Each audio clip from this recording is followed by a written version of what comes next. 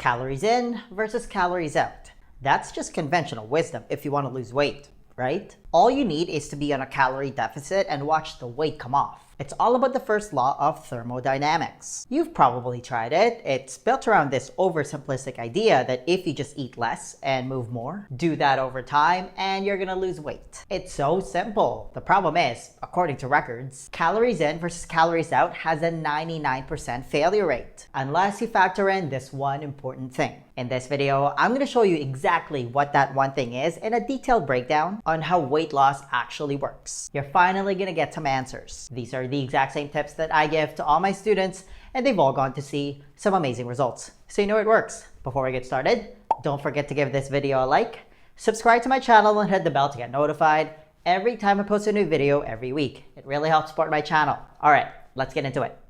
Okay, before you come at me with pitchforks and fire, yes, going on a calorie deficit always works at the beginning, depending on how strictly you follow your diet. The key word though is at the beginning, but eventually it stops working. You hit the dreaded weight loss plateau, so you cut even more calories. But you can really only cut so many calories until you're barely eating anything. You're hungry all the time, you're frustrated, you blame yourself, and then you quit. Sound familiar? And that's where a lot of people find themselves. I'm going to tell you now that it's not entirely your fault. The information you've been following is simply incomplete. So, the calories in versus calories out model, while technically true from a physics standpoint, is almost entirely dependent on the calories out part of the equation. The calories in makes very little difference. And this is the calories in versus calories out model's biggest flaw. Because reducing the calories in by cutting calories, eating low fat, and going on a deficit often reduces the calories out part of the equation. But the zealots of this model just makes the false assumption that the calories out stay stable. It doesn't. Your calories out, also known as your basal metabolic rate or BMR, can actually go up or down by as much as 40%. I'm going to give you some contrasting examples to prove my point. First, let's talk about studies done on the Biggest Loser contestants. If you've ever seen the show, the contestants get put on these massive calorie deficit diets, and they work out for a mind-blowing 4 to 6 hours every day. It's the epitome of eat less and move more. And it works at the beginning. They definitely lose weight. The problem is it's simply not sustainable.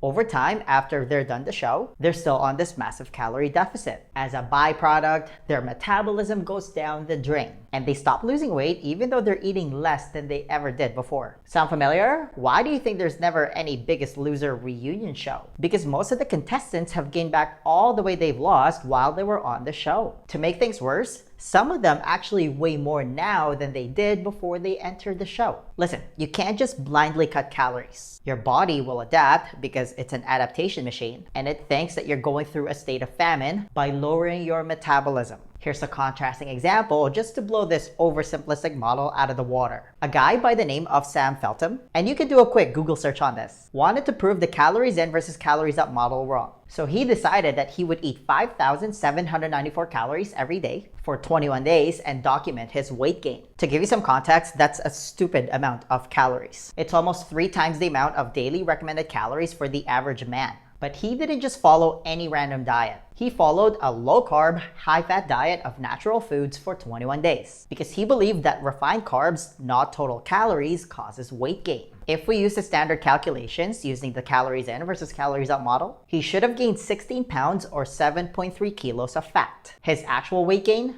2.8 pounds or 1.3 kilos, not even 3 pounds, even though he was eating almost 6,000 calories every day for 3 weeks. What's even more interesting is he dropped more than an inch off his waist. So he gained weight, but it was lean mass. Dave Asprey, one of the biggest names in the biohacking space, did a similar overfeeding experiment. He was eating 4,000 to 4,500 calories every day. That's still a lot of calories. But he was also eating very low carbs, tons of non-starchy vegetables, tons of steak, and tons of bulletproof coffee. And he ended up losing weight. So you're probably wondering, how did this end up happening? Again, their metabolism, the calories out part of the equation, increased to accommodate the excess calories. Again, your metabolism can go up by 40%. But the calories in versus calories out followers just makes this erroneous assumption that it always stays stable. It does not stay stable. Your body is a little bit smarter than that. But wait, it gets better.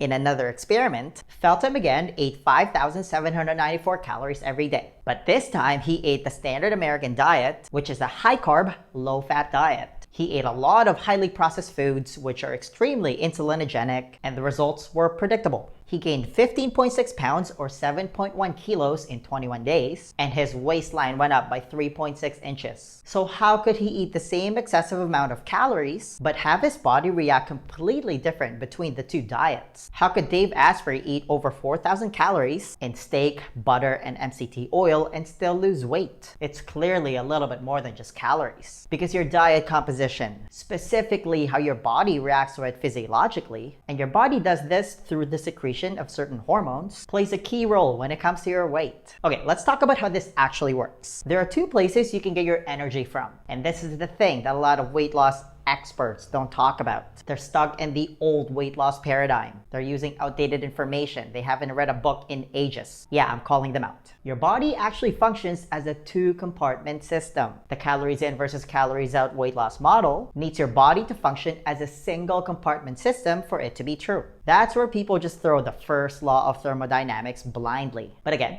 it doesn't work that way. If you look at the energy that your body wants to expend just to keep you alive, like keeping your brain active, your heart pumping, and your organs functioning, and other important stuff, again, that's your basal metabolic rate. To make the math easy, let's say your BMR is 2,000 calories. Well, there's really only two places that you can get those 2,000 calories from. You can get it from the foods that you eat, or you can get it from your fat stores. It's an either-or scenario. But the assumption is if you go on a calorie deficit by eating less, by cutting fats from your diet because it's calorically dense, let's use 1,500 calories as an example. A 500 calorie daily deficit is a pretty common recommendation by a lot of experts. So you eat 1,500 calories worth of low-fat food. The convenient theory is you're gonna make up the 500 calorie deficit from your fat stores, and your 2,000 calorie BMR will stay stable. Now, a pound of fat is about 3,500 calories. If you do some simple math, with a daily 500 calorie deficit, you're supposed to lose a pound a week, and you're gonna lose 52 pounds in 1 year. It's purely bro science. If that was even somewhat accurate, everyone that goes on a calorie deficit eating low-fat food would all be walking around with a six-pack. And this is the weight loss model that's still considered conventional wisdom today. Almost everyone I know has done a calorie deficit diet, and it's almost never worked for anybody for a sustainable amount of time. You can't just go on a calorie deficit eating the wrong food and not expect your body to adjust to it. The other major flaw of the calories in versus calories out model is that it assumes that your body treats all calories equal. But in order for that to be true, then 300 calories of steak would have the same fattening effects as a 300 calorie donut. But they're not the same. Not even close. Anybody with common sense should know that. Because the minute you put those foods in your mouth, the body's physiologic response is completely different. With the donut, because it's made out of refined carbs, and then it's deep fried in industrial seed oil, you have a huge blood sugar spike with a corresponding spike in the storing hormone insulin. All you need to know is that if your insulin goes up, you turn off fat burning. And then after eating the donut, you're hungry again after 30 minutes. With the steak, because it's mostly protein and fat, you don't get that massive blood sugar spike. Insulin stays relatively stable. Eating a piece of steak is also extremely satiating. What that means is if you take equal calorie portions of food, certain foods are more fattening than others. Donuts are more fattening than steak. That's just common sense, right? And the thing is, your body doesn't even count calories. You have no calorie counter in your stomach. That's why drinking zero-calorie drinks like Diet Coke and using artificial sweeteners is a joke. Nothing that sweet gets a free pass once it enters your system. That stuff also destroys your gut microbiome. That's why it's often related to weight gain instead of weight loss. Calories in versus calories out is just too big of a blanket statement and such an oversimplistic way of looking at your complex and sophisticated body as just a simple mathematical equation. But by far, the biggest problem with the calories in versus calories out model is that it doesn't really address hunger. Why? Because being hungry sucks. Weight loss, in its very essence, is not about counting calories. It's really about controlling hunger. Anybody that just follows cutting calories blindly will tell you that they're always hungry, and then they get hangry when they don't eat. Why? Because when you just cut calories and you treat all calories equal, again, fat is the first thing to go because it's calorically dense. But if you go one level up and look at it from a satiety standpoint, fat is extremely satiating. When you eat fat, it activates cholecystokinin or CCK, which is one of your key satiety hormones. Fat is an essential macronutrient. You would die without it. But if you just take it out of your diet or severely limit your intake and just start eating low-calorie rice crackers or low-fat versions of food like skim milk, and you start eating fake foods like margarine instead of real butter, that's when the problem starts. Why? Because they're not satiating at all. You're gonna be hungry. And you can really only hold off hunger for so long. You're fighting your hormones, like you're literally fighting your physiology, and your physiology, unfortunately, will always win.